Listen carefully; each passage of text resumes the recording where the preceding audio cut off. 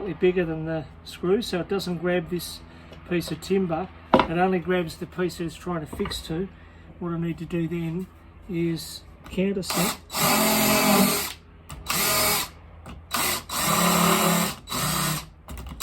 So that I cover the head of the... Yeah, so that's nice and covered. And it's also not gone too far through, so that it be a hidden screw, if you like. So that's how we're doing these. We've drilled, countersinking, and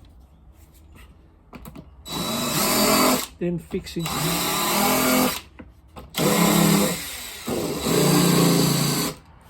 It's running out of battery. That's what happens, and it's got one dot left.